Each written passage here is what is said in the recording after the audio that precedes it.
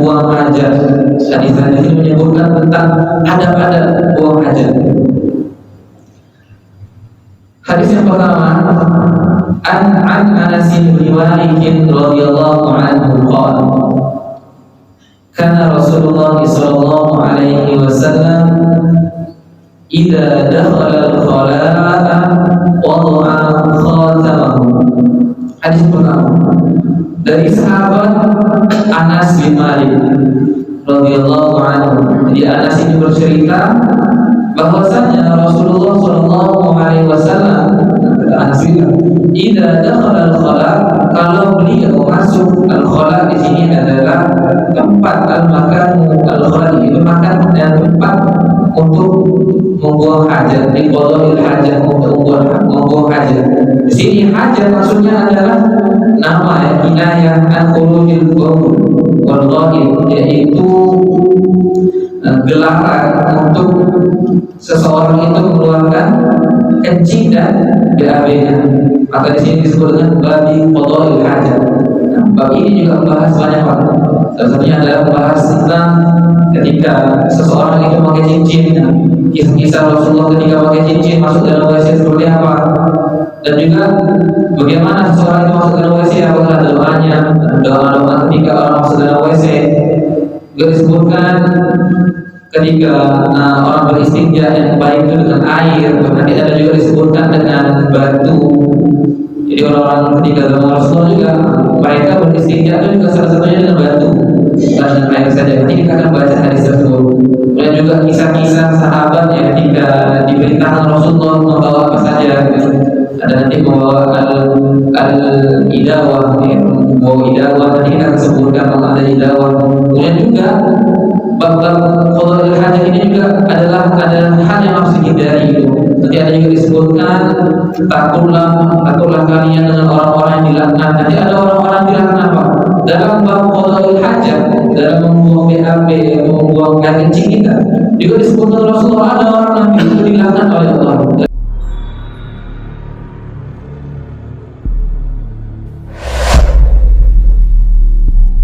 A'udzu billahi minasyaitonir rajim. Bismillahirrahmanirrahim. Assalamualaikum warahmatullahi wabarakatuh.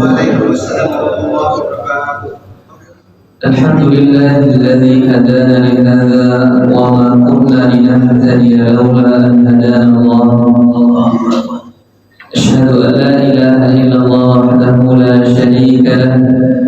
Allahumma salli ala sayyidina Muhammad wa ala ali sayyidina Muhammad. Allahumma anfa'na bima 'allamtana wa zidna 'ilman nafi'an.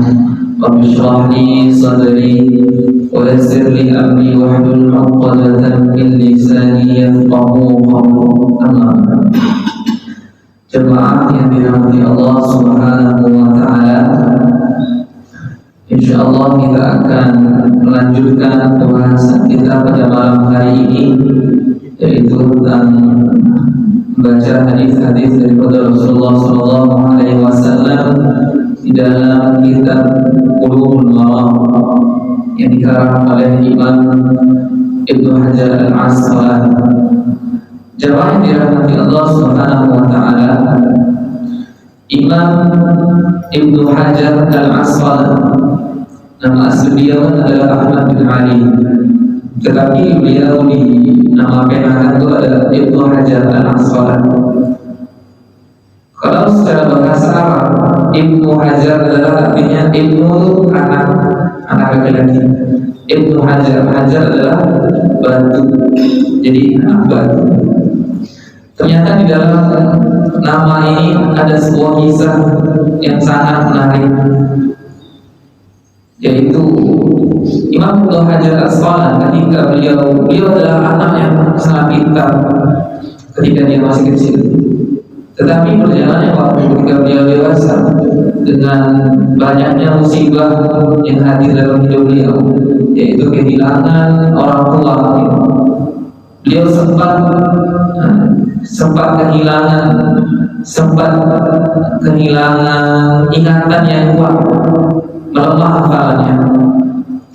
Jadi pernah suatu ketika di dalam kelas Ya beliau juga ketika hilang kecerdasannya sebentar itu di kelas saya tidak paham.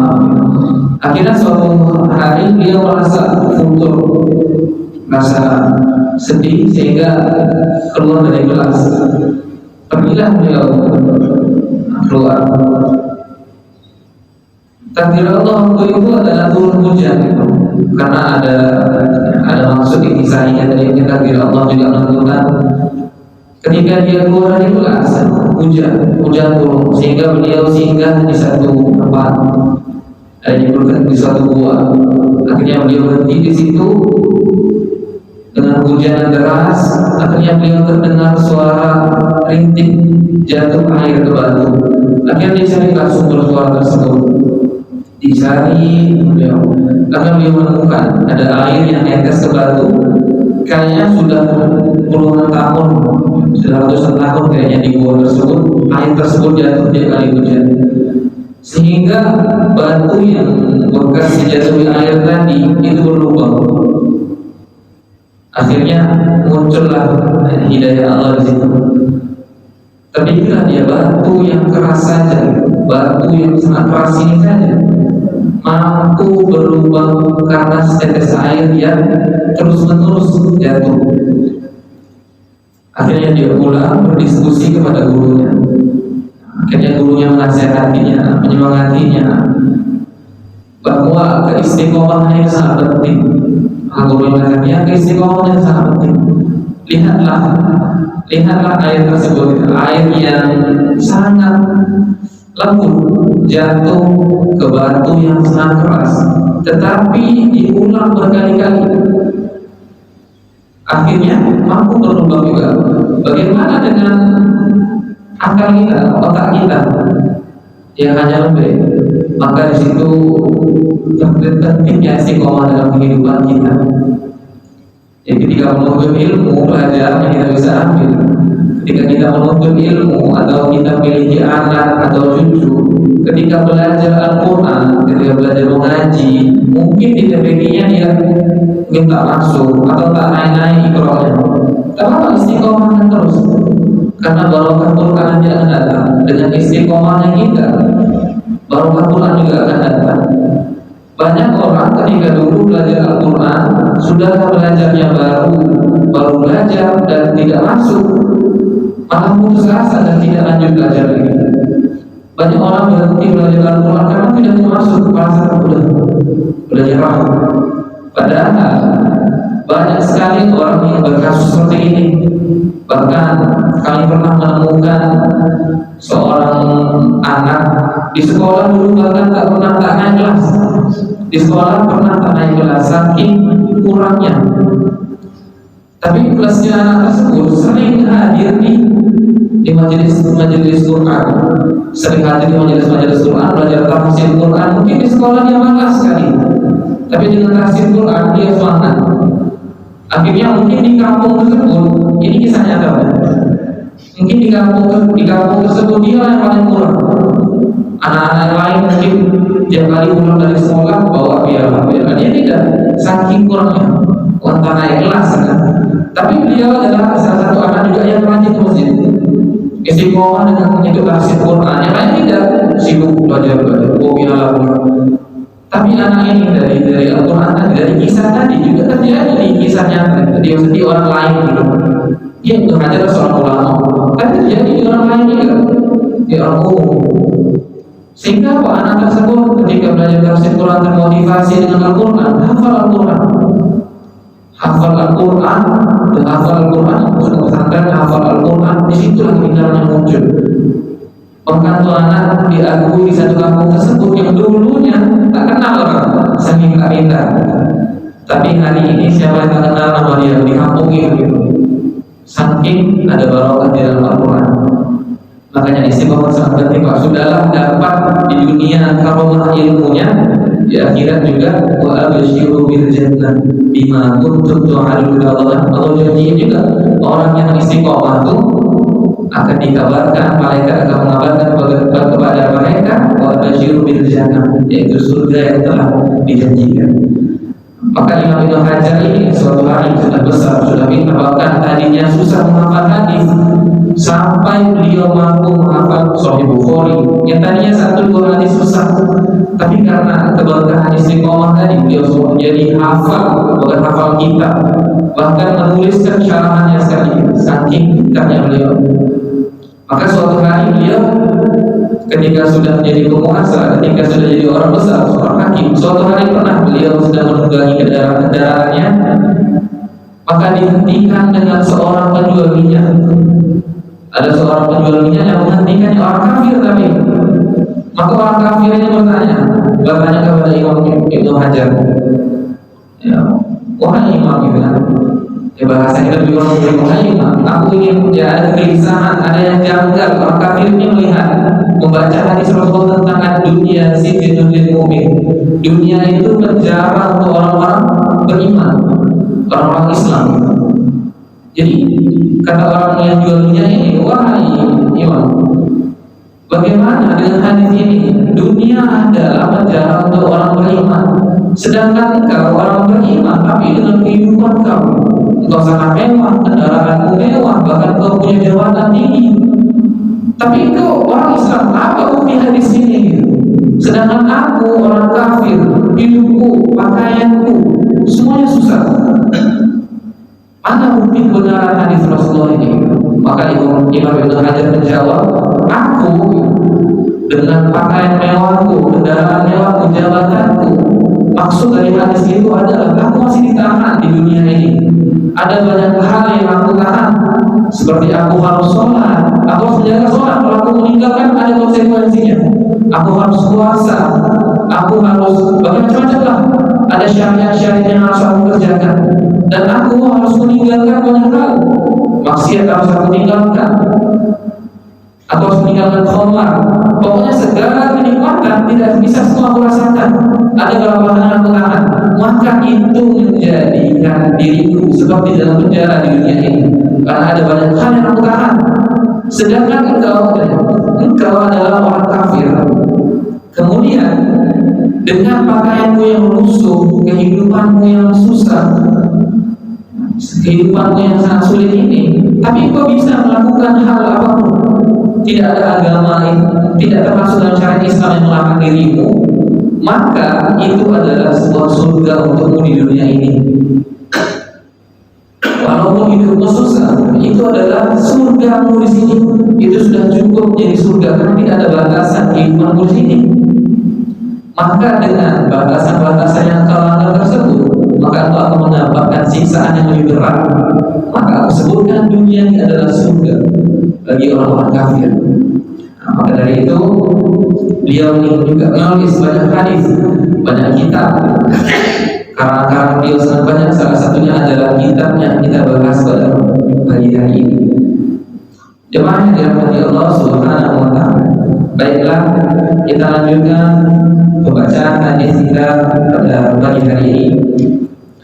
Kita telah membaca pada pertemuan sebelumnya, yaitu tentang bab nawaqidul wudu, hadis-hadis Rasulullah tentang batalnya wudu.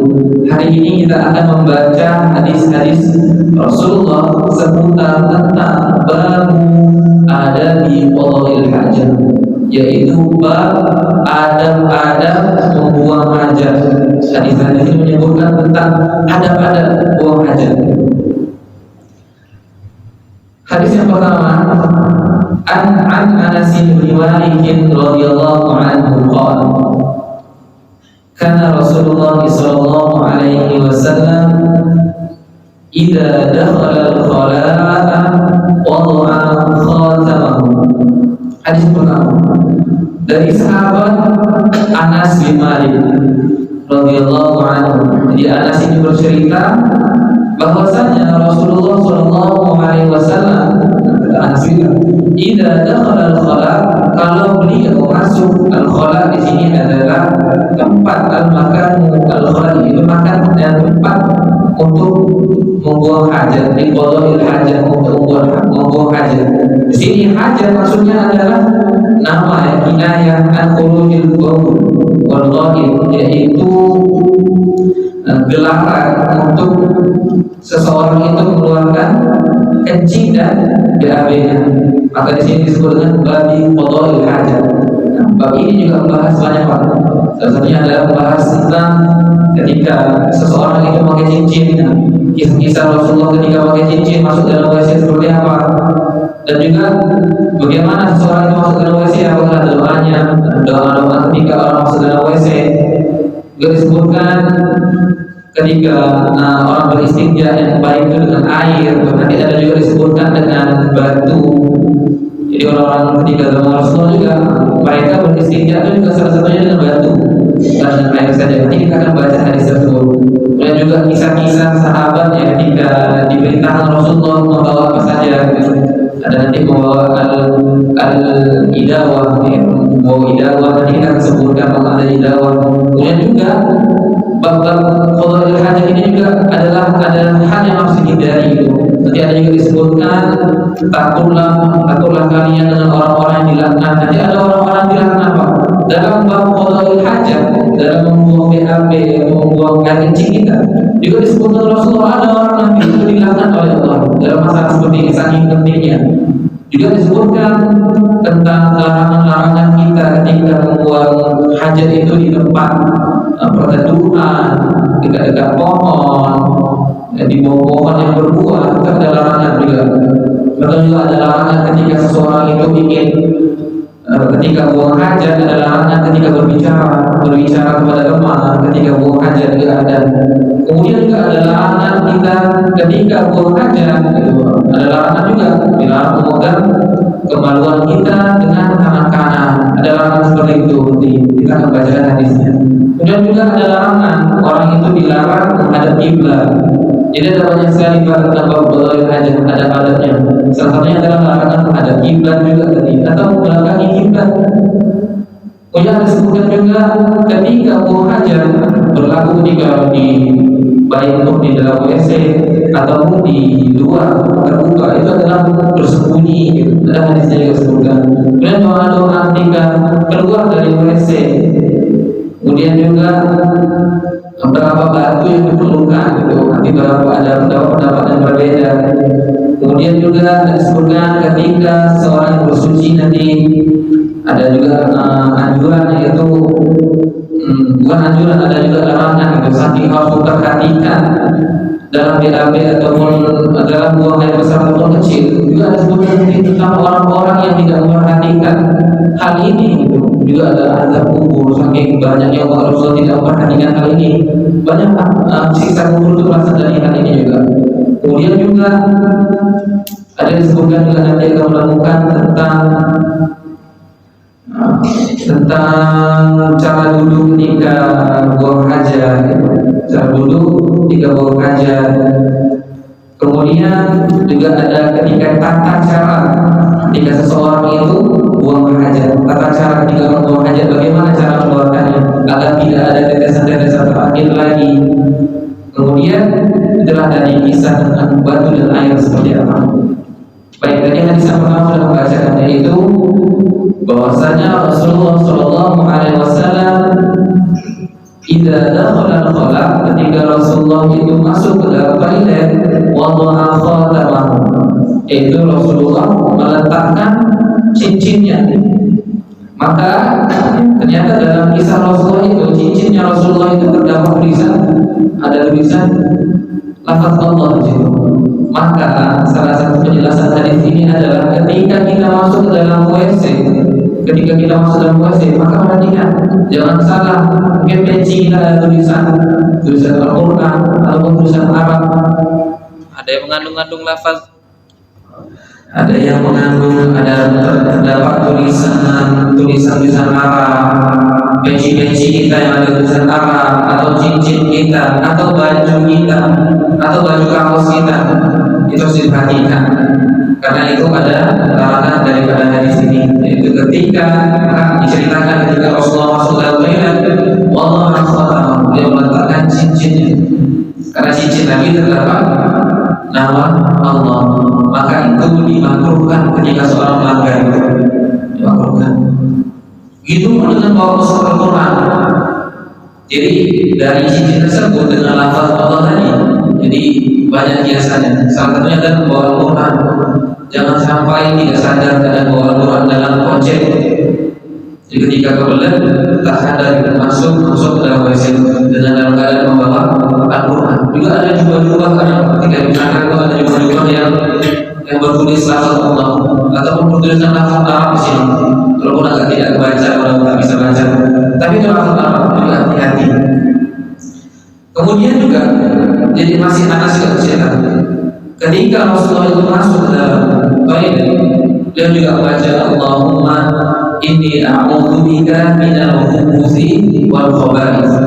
Wa anhu radhiyallahu anhu qala kana an-nabiyyu sallallahu alaihi wasallam idza dakhala al-khala', bahwasanya Nabi ketika masuk ke dalam toilet qala Allahumma inni a'udzubika minal khubuthi wal khaba'ith. Dia membaca, ya Allah, aku berlindung kepadamu dari khubuthi, yaitu di sini penjelasannya adalah keburukan ataupun dari keburukan jin laki-laki, wal khaba'ith, dan keburukan dari jin perempuan.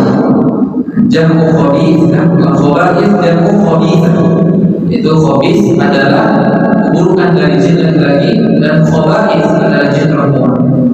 Maka juga banyak orang, ini juga salah satunya, ada orang tua yang saking jin adalah saking WC adalah tempatnya jin. WC itu kayak tempatnya jin, Pak.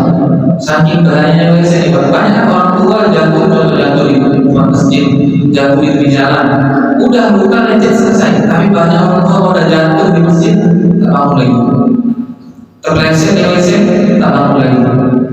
Makanya Pak, ketika masuk dalam WC, sering baca doa. Jangan lupa baca doa. Allahumma inni a'udzubika minal khubuthi wal khaba'ith. Ini terjadi kami dari kecil sering kali mendengar. Saking WC ini tempatnya pun, saking tempat banyak jin, bahayanya WC ini. Banyak orang tua itu sering dia jatuh di luar, lecet apa?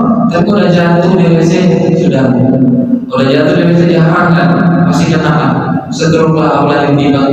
Maka sering bingung, keluar rumah baca doa, masuk rumah baca doa, di perjalanan baca doa, balik perjalanan baca doa, masuk WC baca doa. Maka dianjurkan Allahumma inni a'udzubika minal khubuthi wal khaba'ith. Kemudian juga wa an Anas radhiyallahu anhu qala kana Rasulullah sallallahu alaihi wasallam yadkhulul khala fa ahmilu ana wa ghulamun najwi idawatan bil ma'i wa anazatan fa yastanji bil ma'i. Apa artinya itu? Dari Anas bin Malik radhiyallahu anhu, dia berkata, Rasulullah sallallahu alaihi wasallam pernah masuk ke dalam kamar kecil. Ketika itu aku fa'ahmilu ana wa ghulam, aku dan seorang anak yang umurnya sebaya aku membawa wadah kecil yang berisi air.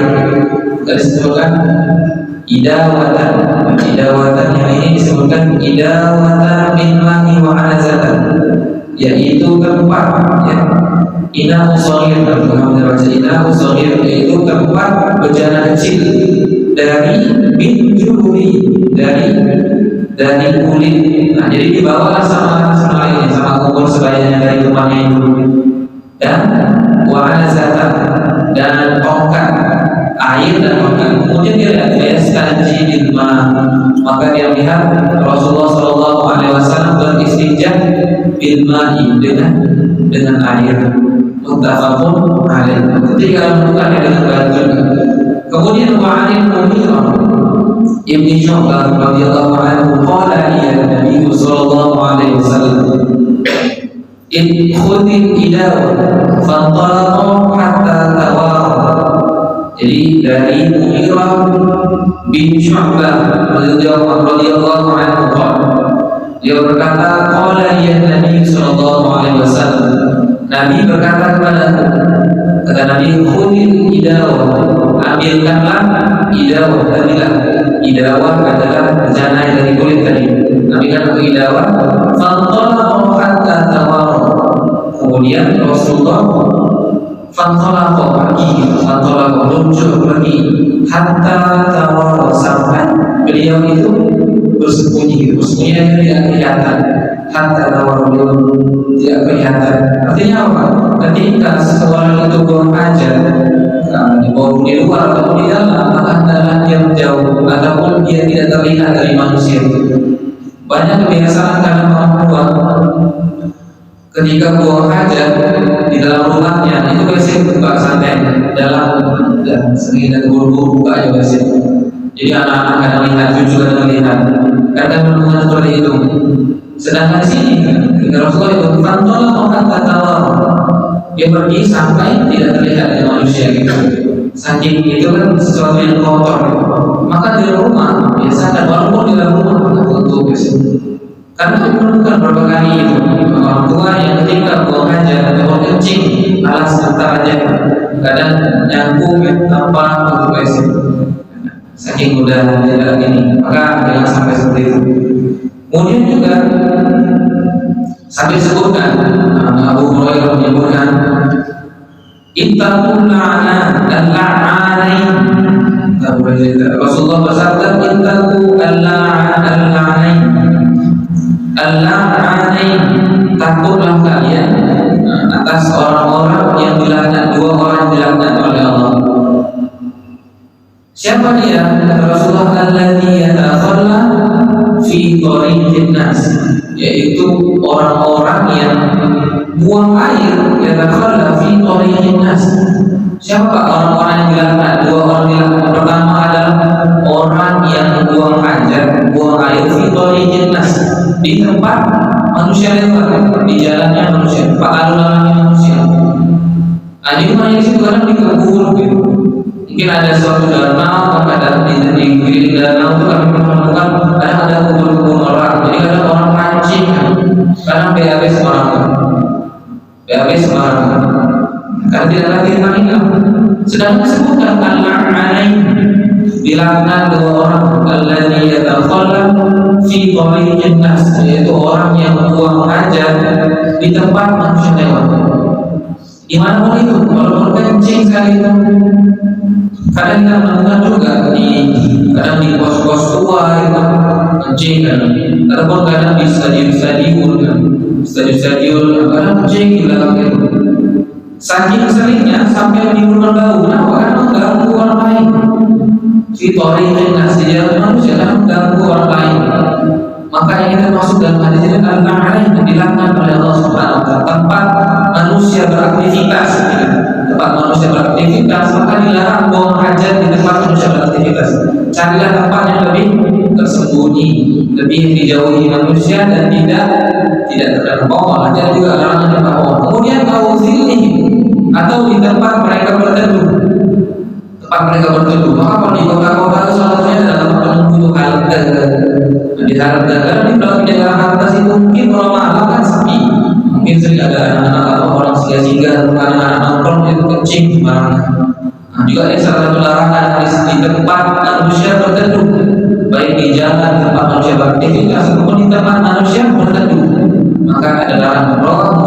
Kemudian ditambah mazadatul Mu'ad dari versinya Mu'ad radhiyallahu anhu al-mawari, sumber mata air. Maka lafaznya seperti ittaqu al-malaina as-salasa, takutlah melihat atas orang-orang yang dilaknat, tiga orang dilaknat, yaitu al-baraz, yaitu orang yang dihabis fi mawari, di tempat mata air, di sumber air, qari'at at-tariq, kemudian di tengah jalan dari semua yang tadi, wa qari'at at-tariq wal dhilli, dan di tempat pendudukan. Kemudian lagi apa penjelasan pada hadis ini?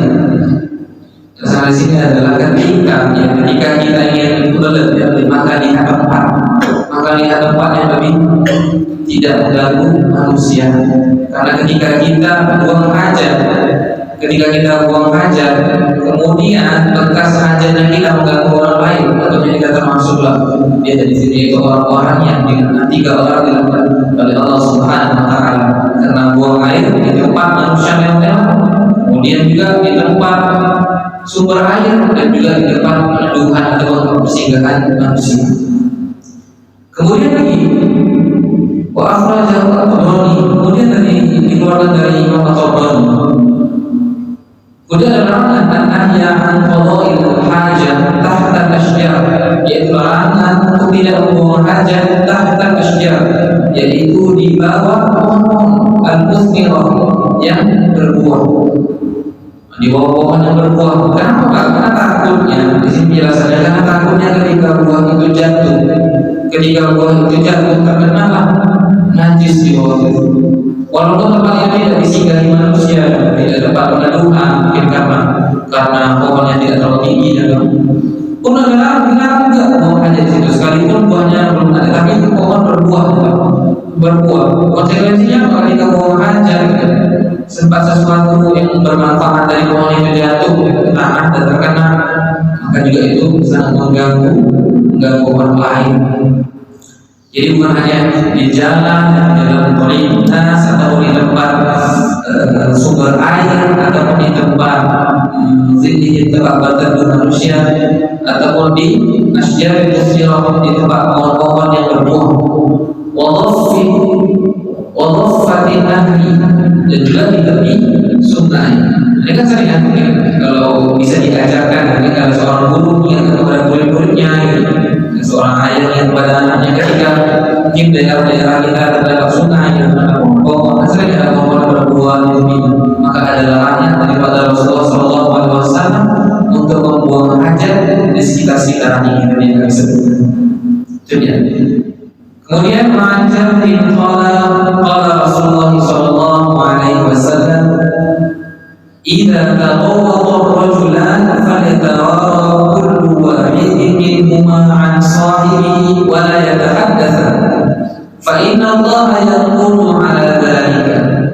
Itu dari Jabir berkata bahwa Rasulullah sallallahu alaihi wasallam bersabda, "Idza taqawwada ar-rajulan," apabila dua orang sedang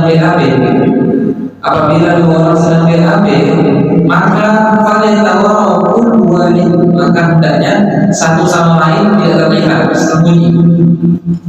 Ansahi dari sahabat, wala yatahaddatsan, dan jangan ngobrol. Artinya dalam keadaan mungkin tempatnya WC kan, kita bersekat dekat gitu kan, maka wala yatahaddatsan, jangan ngobrol. Kenapa?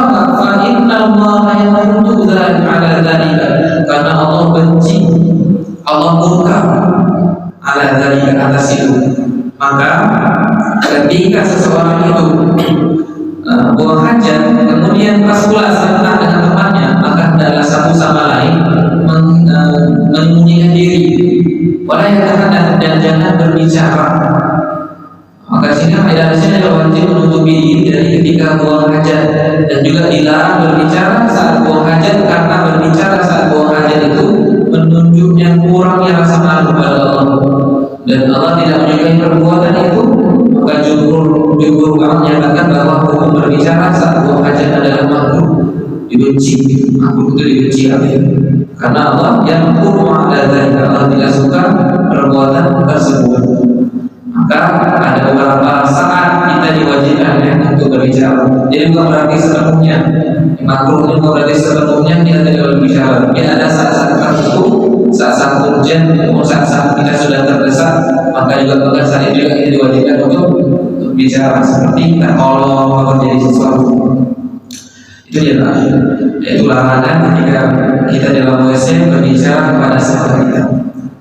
Kemudian wa'an Abi Qatadah radhiyallahu anhu qala Rasulullah sallallahu alaihi wasallam, la yamassanna ahadukum dzakarahu bi yaminihi wa huwa yaqul, wa la yamassah min al-khala'i bi yaminihi wa la yatanaffas fil ina.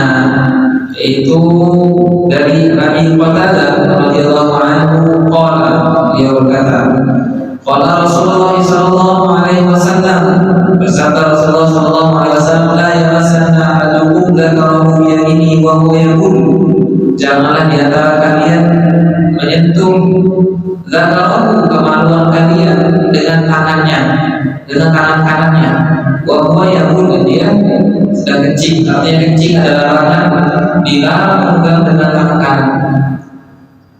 larangan dari Rasulullah. Wala yamassah minal khala, walaupun jangan menyentuhnya ketika sedang buang hajat. Biyaminihi, dengan tangan kanannya. Wala yatanafas fil ina'i, dan jangan bernafas atau menghembus nafas ketika di dalam bejana. Ini adalah tentang minum apa ini. Wala yatanafas fil ina', jangan ketika minum itu membuang nafas di air, karena dalam penelitian itu ada kotoran yang dinafaskan adalah bagian kena air. Tapi sini adalah poinnya yang pertama, dilarang memegang kemaluan kita ketika kencing itu dengan tangan kanan kita. Ada larangan dilarang itu dengan tangan kanan. Kemudian juga jangan mengusap-usap ketika kita sedang buang hajat. Jadi kami juga pernah membaca atau pernah melihat suatu tata cara ketika seorang itu buang hajat.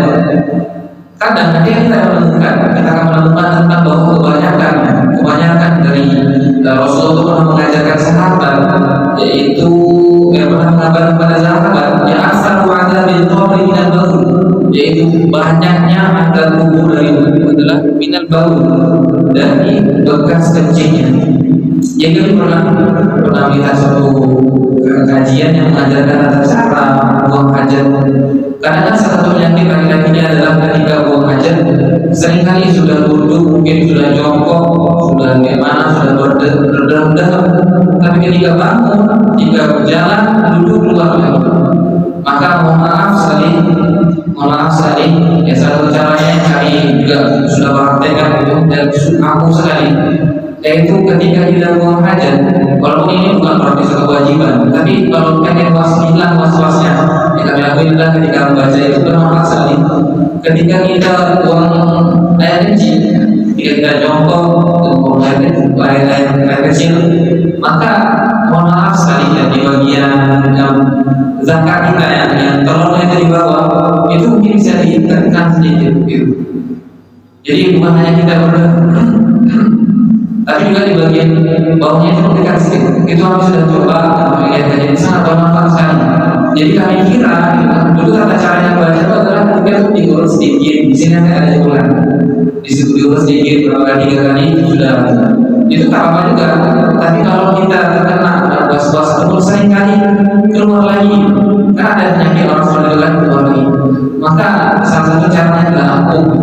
Jadi dekat bagian zakatnya itu di dekat bagian bawahnya sekali. Nah, bagian bawahnya tegak gitu. Jadi tekan dalam dulu ditekan sedikit. Sedikit pasang terlalu keras karena juga ada larangan kalau terlalu keras sedikit takut efek oleh kesehatan.